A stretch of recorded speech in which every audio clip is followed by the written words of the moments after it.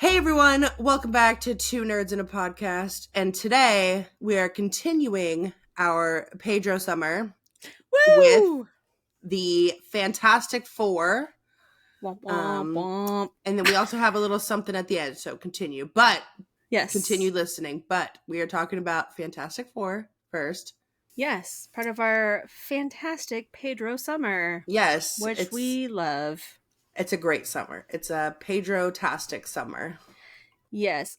So far this has been the best of the movies. Although to be fair, I haven't seen, I don't know if his oh god, what is it? Eddington. Did that even come out? I feel like it did. It did come out. Okay. I haven't seen Eddington yet. I kind of don't want to.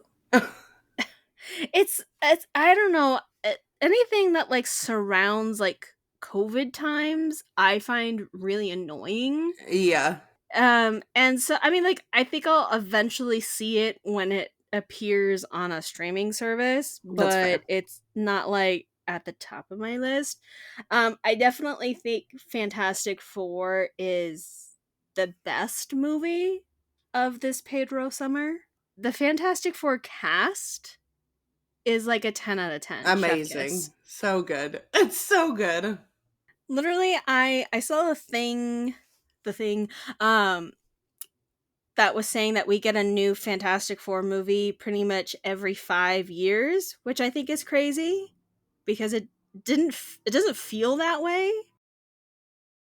But we do, and I don't know, like, I know the Fantastic Four is like one of the OG Marvel comics. They're the first like Marvel family and all that, but I feel like Fantastic Four definitely takes certain people to make it work because I constantly forget about the Fantastic Four series where Mr. Fantastic was played by Miles Teller. And I'm just like, you've probably never seen it. It did really awful in the theater. Miles Teller was great. Their cast was fine. It's just like, because we have the, what is it, or maybe it's every 10 years we get a new Fantastic Four movie. We had the, I want to say it was 2000, was it 2005? I feel like it was Fantastic Four.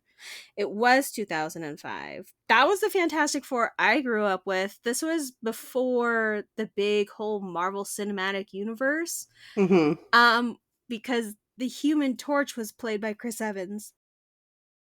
What the heck? Yep, played by Chris Evans. He had a buzz cut in this movie, which is always very weird to see him in a buzz cut. It also had Jessica Alba as Sue Storm, which I like her like aesthetically for Sue Storm. The one thing I think that this current Fantastic Four did that the other ones didn't is they always focus on Reed, which, don't get me wrong, I love Reed Richards. He's a little nerd.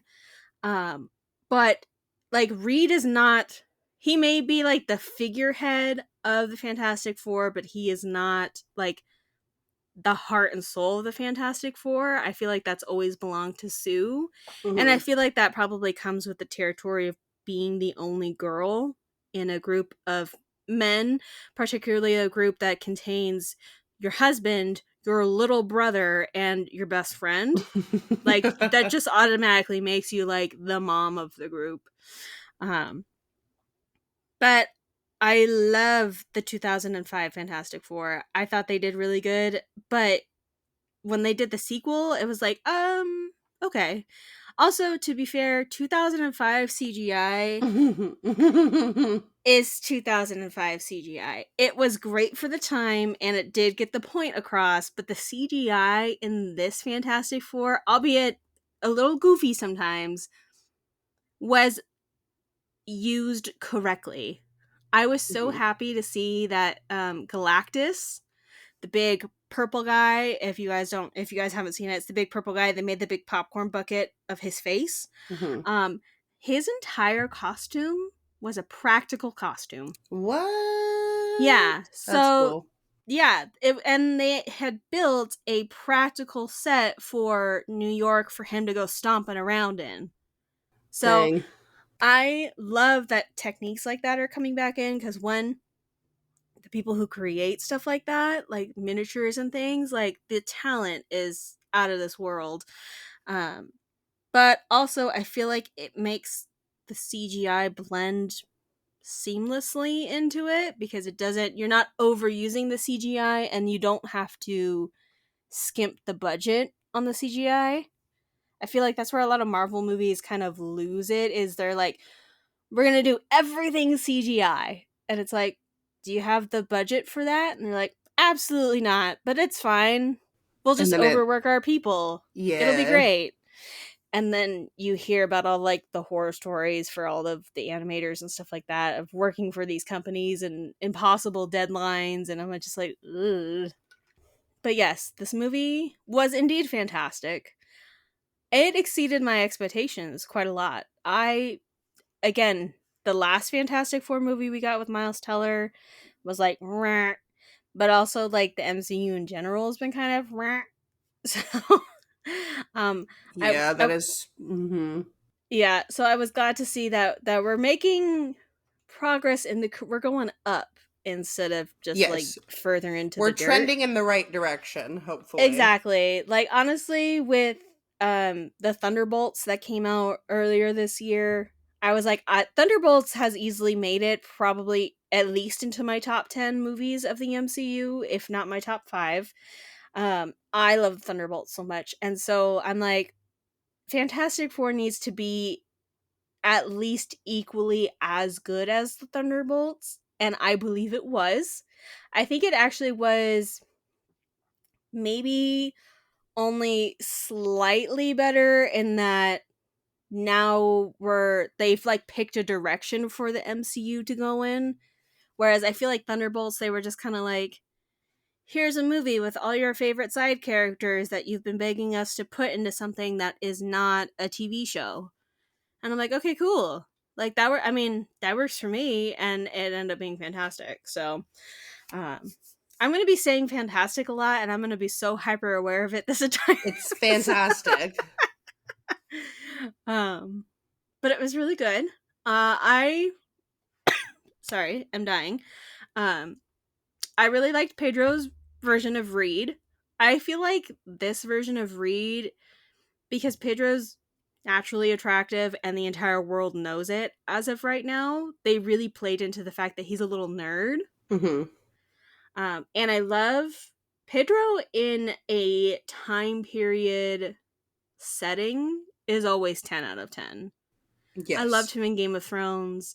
And then like the 60s aesthetic with his little like blue sweater on and his little tie and slacks and stuff, he was just so cute. He just looked like a cute little nerd the entire time. I also love his banter with Joseph Quinn, aka Johnny Storm. I love Joseph Quinn as Johnny Storm. Literally Oh so my god. perfect. It's so that he was my favorite part of the movie. Absolutely. He literally, I quite think that both him and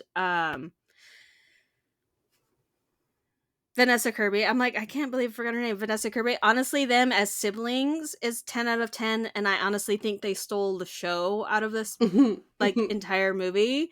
Because like Vanessa Kirby definitely brought the I am a strong, independent woman, but I also love my family and my friends. And I know we have to like work as a team because it'll just make everything easier. But like, I love their sibling dynamic. I think is Hmm. fun. I kind of wish they would have leaned a little more into it, but I do feel, because I remember I was watching an interview with Joseph Quinn, and he was saying how he was trying to do Johnny a little more true to the comics and a little, because like in past iterations of the Fantastic Four, Johnny has always been a very machismo, bravado, ladies' man. He's loud and obnoxious and a kind of a meathead. And like that's all fine and dandy, don't get me wrong, but I do like that we got to see the nerdy side of him. Like, don't get me wrong, the ladies' man, because I mean, the second the Silver Surfer appears, he's like, ooh, she's pretty. Can I hit that? And you're like, no, Johnny, we're in a life and death situation. We can't talk about that right now. And then like he like learns her language and like does all, and I'm like, and he's like, attractive space lady, and I was like, yeah, that's fair. Um, I don't understand why. I mean, I know why he's blonde in this movie in particular, but I don't like. He looks fine as a blonde, but I do not like the haircut that they gave him in this movie. I love the way he looks in this movie. Do you? I do. I really do. Which is surprising because, like, it's so polar opposite to, like, Eddie, which is, like, how obviously, like, I was introduced to him. Yeah. So seeing him blonde is kind of, like, a little shocking, but I love it. I think he looks great. I think he's amazing. Everything about Joseph Quinn in this movie is 10 out of 10, okay? And Jamie would agree. She loves him. Yeah, I just wish it was, like, either a little bit more on, like, the dirty blonde. Like, something just needs to be just, like, tweaked, like a hair. Like, like literally a hair. And then I would be, like, 100% on board. But for me, Joseph Quinn looks the hottest as Eddie from Stranger Things. Yeah, I do think that's his best look. Yeah, and that wig that he wears in there is just something else. I'm just like, gosh dang, I wish my hair looked like that. Also, I always forget that he is British, I think? He is British. Yeah, anytime I watch interviews, I'm like, oh yeah, that's right. Yeah, when he starts like, and then so is Vanessa Kirby. Mm-hmm. So we got like 4 people that are supposed to be New Yorkers. 2 of them are British. One of them is from Chile. And then the other one I think is he from, I don't know if he's from Jersey or New York. I feel like he's from one of those. I don't remember the what's his name from The Bear. Mm-hmm. Is his name Iban? Yeah, Iban Mas Bacharach, however you say his last name. I also think too for Joseph Quinn, the blue contacts were quite bright. Like he had kind of like Gojo eyes happening in this movie, which there's nothing bad. I was just like, it took me a minute to like get used to it because he's in my mind Eddie, big brown hair and big brown eyes, and I'm like, oh my god, this is the exact opposite. What are we doing? I know you're like, what the heck? Who is that? But I think he looks amazing. I think Joseph Quinn was the best part of this movie. I love how sassy he is. Yeah, and like the right amount of sass too, because here's the thing is like most of this movie, it's the Fantastic Four around each other and not necessarily around like the public or other superheroes or anything like that. So I like that we get to see the vulnerability from Johnny and that he's just allowed to be a kid that likes space. Mm-hmm. And that like he loves his sister and he loves his brother-in-law and he loves his best friend and he loves Herbie. I think Herbie's the true king of this movie. Yes. I love Herbie. I also love that every time like Herbie comes in and out of like Johnny's like space wherever he is, he always gives him like a little head scratch. Even though he's a robot, but I love that he just like scratches his little head. I'm like, oh, little Herbie. I also like that Herbie gets to go to space with them. I know. Like, they don't leave him behind. They just put like a new tape in his face and be like, okay, now you're ready for space. You ready? Let's go. Yeah, and he's like, okay. But yeah, sorry. I don't know what I'm choking on, but I'm choking on something. Probably just air. That happens. I feel that. Yeah. Let's see. Sue giving birth in space was kind of crazy. Yeah, that is crazy. I can even imagine giving birth in general. Yeah. Like surrounded by like medical professionals instead. First of all, I thought it was kind of crazy that she even went to space. I know. I was like, dang girl, you're like about to pop that thing out. What are you doing? Yeah, and I was crazy. Just like, I'm like, I don't. I mean, like, I know, like, technically the Fantastic Four are they're like a private company, so they can do whatever they want. But I feel like the world like would be because in this movie it is prominent that like the public is very like they are the stars that the public is very invested in. So I feel like there would have been a lot of backlash about Sue going into space. Hmm. I feel like if you're pregnant, you shouldn't go into space. Like I feel like that's a no-go. But I mean like they're also dealing with a potential which we now know superpower baby. So like different than a regular pregnancy, but also I wouldn't have chanced it because Yeah, I'm like that's you guys are like zooming and stuff through like light years. What the heck? yeah, I was about to say exactly time is different when you travel in space, especially because they opened a wormhole to Yeah. travel through it, and I'm like, I feel like that's gonna like speed things up, and it did because then she had the baby in space. But Yeah. also like they didn't have like any like equipment for that. Like I get like they did have like some preparation, but I would have been like, no. And then to like coming back from outer space with a baby, I don't Yeah. know how like the baby would like because like getting on an airplane with a baby is Right. They hard like yeah, enough. because they freak out because their ears are like clogged and Yeah. stuff. And they Yeah, don't know what's space. happening. And yeah, this Franklin's coming from freaking outer space. Like, that's crazy. But also, like, can you imagine, like, growing up and being like, yeah, I was born in outer Yeah, I was born in space. space. Like, what? Okay. Like, that's crazy. That's crazy. But yeah, so that whole thing was wild. Um, I really liked Silver Surfer in this movie. It wasn't Doctor Doom, which I was excited about because that Doctor Doom's coming later. Hmm. Um, but I do remember when they announced that it was going to be a female Silver Surfer, I was like, are they gender swapping? Because one, that would be weird. And two, also not needed. But then I was talking with Wyatt, and he was like, no, there is an actual comic that has a female Silver Surfer. And I was like, Mm. oh, okay, that's cool. And then it ended up being an actual female Silver Surfer from that comic in particular. So I was like, okay, cool. The actress who plays Silver Surfer, I don't remember her name.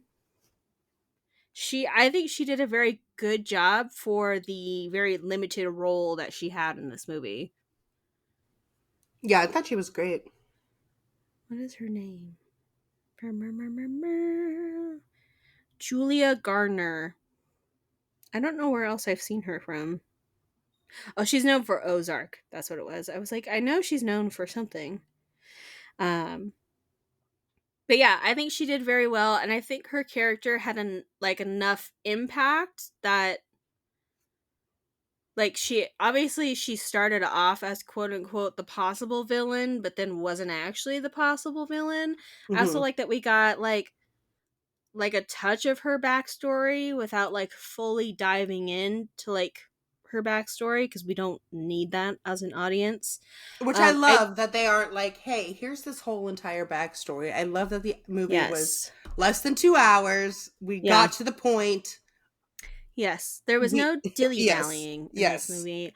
I also really like too because I think that's where like the last iteration of the Fantastic Four lost us because it was another reboot. We know like even if you haven't seen any of the movies, you can almost guess how the Fantastic Four got their powers. Like if you know that they're scientists and that they space travel, you're like, "Oh, okay, so there must have been an accident of some kind in space and that's how they got their powers." Which like the one that came out in 2005 when the MCU was like, trying to get into this new age technology and all that, that's understandable. But like I feel like again, with like Spider-Man, Fantastic Four, a bunch of other movies, they always want to start with the origin story, and I'm like, but we don't, We don't unless need you're, it.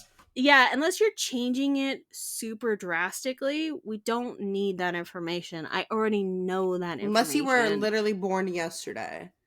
Yeah, And I but don't know why even you would be then, seeing the Fantastic Four anyways. Because yeah. you're not gonna understand it. But we don't need it. Okay, thank Yeah. you. Yeah, so I like that they kept a couple of scenes about like what their life was like when they first came back, and it was very like a almost like a newspaper montage kind of situation where it was just little snippets of what has happened over the last, I think they said 5 years was the time jump. Um, so I like that they're already established. They're already doing their thing. Sue is already freaking making moves for world peace. Johnny is frustrated because they haven't gone to space in 5 years, and Reed is just being the little nerd that he is. And the thing is, he's quite literally doing his thing. And I like that. I like that we just jumped in, no flapping about with, oh, well, this is I don't care. I know they have powers. That's great for them. I get it. We get It it. doesn't matter. It doesn't matter. Cuz like I don't know. I usually really like a good origin story, but I also like when we're in such a big established universe, I don't need everybody's origin story. Yeah. Like we got it.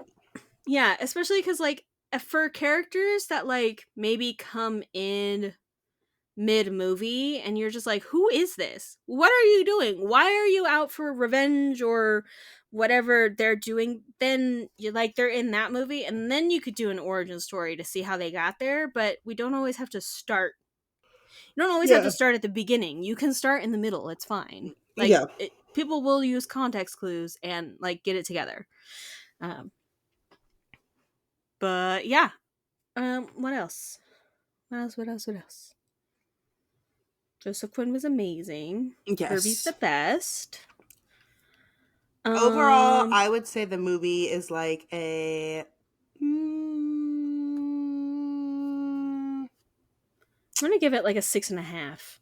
a 6.5. Whoa. Yeah, yeah, because it's not groundbreaking. It has my husband, which Yeah. is great. But it's not groundbreaking. I feel like it's called Fantastic Four First Steps. It's definitely the first steps for their branch of the MCU. I feel like hopefully, fingers crossed, that either I'm still iffy about the next movie because the next movie we're getting is an Avengers Doomsday movie. And I'm like, okay, but we've had like two movies and a bunch of shows that nobody watches, and we're already jumping. Like, because for me, Avengers movies are like the benchmark for each phase of the MCU. And I'm like, we're already doing a benchmark. You're already buttoning up this phase of the MCU. Mm-hmm. Like, that's kind of crazy. But I do feel like the next time we see the Fantastic Four, it'll be a much better story and a much better, like, maybe something. I don't know. I just didn't feel like as excited as I have for past MCU movies, Mm-hmm. which is why I'm being kind of harsh on it. I also didn't necessarily care, which I know is crazy. I didn't really care for Pedro's flat, I call it his flat American accent. I get what he was going for. It's the 60s, he's in New York. I get it. But like, I like his little Spanish accent that he throws in every once in Mm-hmm. a while for a lot of his characters. So there was that.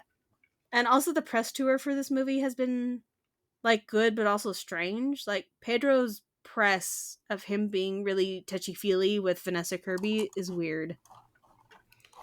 Yeah. And I hate that I mean, like, it was funny at first and I get it, but like now I constantly get stuff from people that are like, "Oh, he's being really," and I'm like, "I get it. I know." But like I also like, can you stop now, please? Like cuz like you're not making me feel any better. So, please just leave me and my husband alone.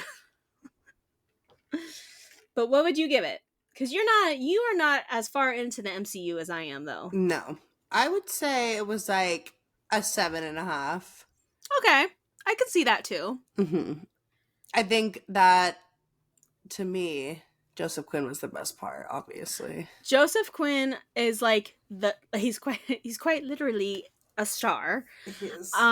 in this movie, and then I think Vanessa Kirby is like right behind him on his heels. Like they're such a good brother sister duo, and Hmm. I like their places within the movie. I like that they were both very important in this movie because Hmm. again, I feel like past iterations have focused either really hard on Reed or really hard on the Thing, and I'm like, I don't get me wrong, I love them, but they are not like, I would say that the main thing holding the Fantastic Four together. I do really feel like it's the Storm siblings. Hmm.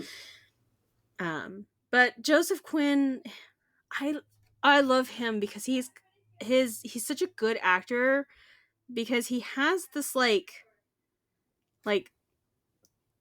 I don't know how to like emotion behind the eyes, I guess, where like you can tell like in certain scenes he's kind of like putting on like a brave face, but you can see like his mind is definitely like trying to work out like what this alien language is and how to protect his family and like how to like do all of these things. So I like that you can he his emotions read really well on screen, which I Hmm. feel like marks a very talented actor.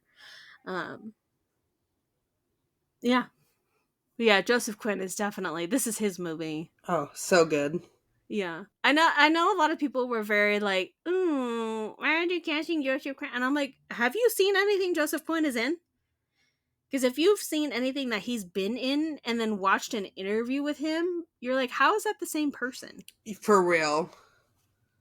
I Because love like him. I remember like when we first got him as Eddie, and I was like, I love this man. And then I saw him in an interview, and I'm like, that's Eddie. First of Yeah, you're like, all, who is that? That is not the yeah, same because person. He's a little British man, and I was like, that there's no way that's the same person. No way. That man is British, first of all, and second of all, where's his hair? Yeah, where's his But also long, he's luscious hair? yeah, but also like especially again him compared with Eddie. Eddie's very like loud and like in your face, and like he's just gonna like tell you how it is. Where I feel like Joseph is very like he's a little more reserved. He's definitely still like obviously got that banter within him, but like he's definitely more quiet. And Hmm. I'm just like, no way that's the same man. But it is. And It so is. I think he's amazing. Um I really hope side note, I really hope he comes back for Stranger Things. I really hope Eddie's not actually dead. Mm. Because that'd be great. Yeah, I that need would be him in great. that wig again. But also this is crazy. This is the second time in like a year that we have seen him in a blonde wig. Because he was in a blonde wig for Gladiator. Oh yeah, that's true. I dig the blonde, to be fair. I love the blonde. And I don't even really like blonde on like guys. I think that that's should not be a thing, but Joseph Quinn blonde, I'll take it. I just wish it was a slightly more dirtier blonde. I feel like it Mhm. was too like with the super bright blue contacts and then the like super clean blonde hair. Because here's the thing, my newest reference for how good a blonde wig can look is literally Sanji from the live action One Piece. His I didn't first of all, I didn't know it was a wig at first, but then like I saw like behind the scenes stuff and I'm like, that is literally the most beautiful blonde wig I have ever seen in my existence. So like that is like my standard for blonde wigs. So from going from like Sanji's hair to Johnny's hair, I was like, like if we had like softened it or maybe like darkened it, just like again, the smallest bit, it would have been mwah, chef kiss, 10 out of 10. Right now it's like a 9.9. Mhm. That's fair. Just a little bit. So I feel like too it also might have to do with the colorization of the movie. It was very high contrast, very saturated in Mhm. certain scenes because I think they wanted that blue to pop. So that also just might be something that is a consequence of using those kinds of filters and stuff. So I do not hold it against them. It's just how I personally see it. Um, Anything else to say about the Fantastic Four? I feel like that's pretty much it. I think that's pretty much it. We can go to our next topic of discussion. Which we have been foaming at the mouth for like what, at least 2 years at this point. Hmm. And that is that Bad Omens finally released some music. They've Finally, released after a they single deleted song. everything off their Instagram and freaked us all Yeah. out. Yeah, because so their whole like thing basically since I think since before Mayhem, we just saw it in person at Mayhem. They've been doing a lot of like goodbye friend stuff, and we're like, okay, but you're not actually like leaving, Right, right? You're this just isn't a goodbye, is yeah, like it? this isn't the end, right? It's not. It was just it's basically their way to do the end of an era kind of situation. Um which we've been in this era for quite a while, I feel like. Let me see. Bad Omens. Yeah, we've been in the Death of Peace of Mind era since 2022.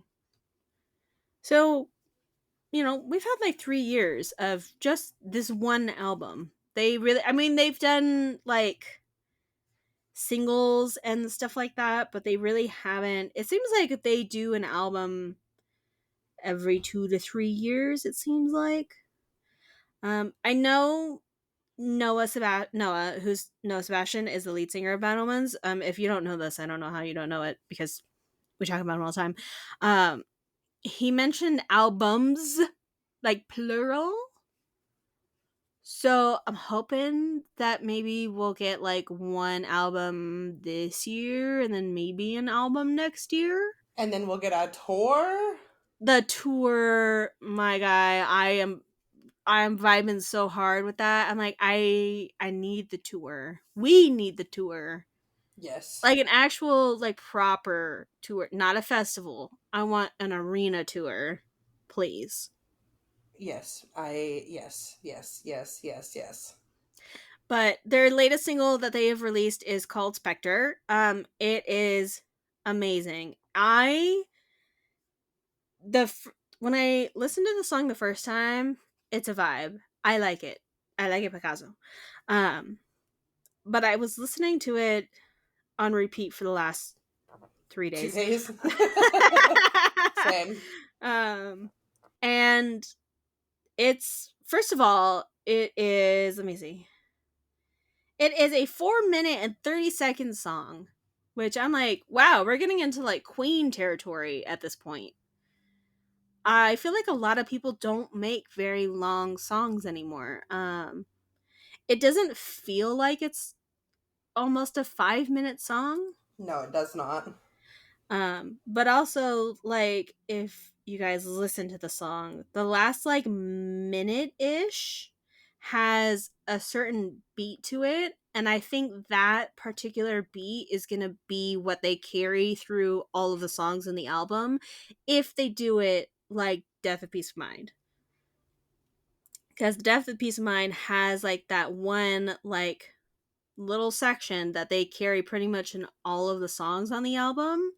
So I'm like, ooh, if this is the vibe for the album, then guess who's number one album? Who's gonna be that's gonna be my number one album on Spotify. Like it's gonna have, I'm gonna have like a month to listen. Like I don't know when they're planning on releasing it. By the way, like they've released a song, but they have not given us any more information. I'm really hoping we get it before basically the holidays, before Christmas. I kind of want them to release it on Halloween because I think that would be kind of cool. It'd be cool, and it's his birthday too. It's Halloween. I know it's like perfect. It'd be perfect. Um, but it's super good. I'm excited. The music video for this as well because Oh, they released it as a music video so is good. stunning. It's so beautiful. It is. It's so beautiful. I love that it's simple, but you like the impact is crazy. I also like that they were in this music video as well, because I feel like sometimes when they're trying to be ooh, like we're doing stuff, then they just like don't include the band, and I'm like, no, I need to see Noah Sebastian on the Oh, screen, and he looked please. so good. Oh my gosh, yes, I'm so excited. We got to see his beautiful face. Um, but I just, ooh, I'm so excited. It was funny because obviously me, Casey, and other Jamie follow Bad Omens on social media, and we send each other stuff regarding Bad Omens all the time. And we had sent, one of us had sent, I think, like the countdown or something for this. And Casey was like, I really hope it's not another comic. And I hadn't even thought about that. And I'm like, oh no, I hope not either. I mean, like, don't get me wrong, the comic was really cool and that's a cool creative project to do. But I'm like, I've only been a Bad Omens fan for like 2 years at this point, but I am dying for new music. Yeah, give us more. Yeah. And I just like, especially because I feel like, because that's all I have on repeat is just Bad Omens, Bring Me the Horizon, and slowly getting some Sleep Token in there. I'm like, I need more. Give It's me like, more.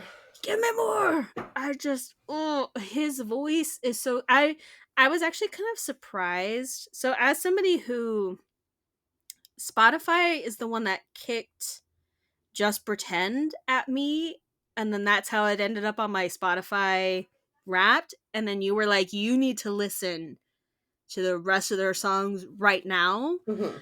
I feel like Specter is a really good song to start kicking to people who already kind of listen to that maybe general vibe of music, because it's not intense, but it definitely shows you a lot of Noah's range that he has. Yeah, I and he think, has an insane range. yeah, the only thing is, if this is the only like calm, and I say I'm going to use the word calm, it's not really, but like kind of the more like, he's got more like vocals instead of that deep like the like screaming and the general scary vibe that Bad Omens will give in certain songs. So I feel Mhm. like if this is the only calm song, then people might get a little bit of like whiplash. um but I mean, he normally has a few songs that he doesn't scream in per album that I've noticed. So I'm excited. The vibe of this song, again, that like last minute, I'm like, I think this is gonna be the album vibe. I could be totally wrong. Who knows? Um, but I am so excited. Again, I hope it's before the holidays, because then that will keep me afloat during the awfulness that is Yes. retail during Please release us Christmas. some music. I'm very excited. Yes. There's been like a lot of new music. AFI released a new song. They're coming out with a new Hmm. album. Ah, it's gonna be great. I can't wait. The rest of this year, as long as like, everything goes to plan, it's gonna be great. Yeah, it was funny though. Jamie also sent me a TikTok, and it was a snippet of a Bring Me the Horizon show. I can't remember what state they were in. Um, but Ollie had brought out Noah for a Mm-hmm. song, and I told her, I go, you don't understand how hard I've been manifesting this for us, because so Bring Me the Horizon is on a Friday. And right? It's Friday? I think it's Friday. Yes, it's a Friday. Um the day before that, Bad Omens has a festival show up in the Sacramento area, and then Bring Me the Horizon concert, and then the day after, Bring Me the Horizon has a show at that same festival. So I'm like, if you guys are already going to be flying to the same place, you might as well just like fly And link up and together. yeah. Yeah, and just like show up to each other's sets. It'd be great. And I would die. I would pass away and go to heaven right then and there. Yeah, that would be the dream collab to see in person. Yeah, I Mika. just Do we think he's gonna bring the Spider-Man mask on tour? It's Spider-Man. Especially because they're filming Spider-Man right now, so he's got to. Ollie, I know you're listening. You need to bring the Spider-Man mask with you, and if you don't have it with you, go find one. The Spirit Halloween stores are popping up. Go get you a Go Spider-Man get mask. one. Gosh, I can't wait for Bring Me the Horizon. I am so excited for everything. I'm excited for our outfits. I'm excited for our weekend together. I'm excited for the actual concert. The only thing I'm not excited for is because I'm a merch girly, if you didn't know this. Um, and we're going to a sold out show Yeah, it is sold out. in California. So not only does that like the sold out part makes it hard, but then California, especially LA, tends to make it worse because you have people buying like 5 of everything and then like reselling it for ridiculous amounts of money. Yeah. But I'm also hoping because it is a sold out show that maybe, just maybe, there will be more like true blue fans that are there to get stuff for them and not necessarily for like reselling. But we'll see. We'll see. I'm excited though. I'm not excited that it's at the, what is it, the Intuit Dome? Intuit Dome in Yeah, Inglewood. in Inglewood. I was like, ugh. We couldn't do it in Anaheim because that'd be so much easier. But yes, I'm very excited. So make sure to subscribe to the podcast so that you get all we Casey and I between spooky season that we're gonna start here very shortly and all the stuff that we're doing not only together but with other people that we will be yapping about. We've got a lot of crazy content coming your guys' way. Oh Um yeah. so make sure to subscribe and on, I don't know if you can on Spotify, but on YouTube you can ding the bell and it'll give you notifications when we upload. And follow us on Instagram. I always post uh, typically the day of when we upload that we've uploaded. Um, I'm trying to get better at posting more social media things, so like make sure to follow us there and then engage with the stuff so that like I do it more often. Yeah. Let's see what else. Casey and I are going to be gearing up for spooky season, not only here on the podcast, but also on Twitch with some spooky games, not only together, but I know Casey's looking into doing some FNAF because it's a Yeah. FNAF It's a year. FNAF year. So make sure to follow us on Twitch. Mine is Jamie Throws Confetti, as it is everywhere, and Casey's is Casey Lynn XO, right? Yes. So follow us there. Follow us on the Instagrams, both of our personal ones and the podcast one. You can follow us on Facebook for the podcast as well. I don't know why Facebook in particular always has like the highest like engagement rate out of all of our social media, but there you have it. We're also on Threads, right? Yes. We're on pretty much everything. We're on everything everywhere. It's some variation of Two Nerds in a Podcast. Depending on which one it is, there'll be some underscores in there. I'll have everything linked down below wherever you're listening. And we hope you guys have a great week. And we will see you guys in the next episode. So bye. Bye.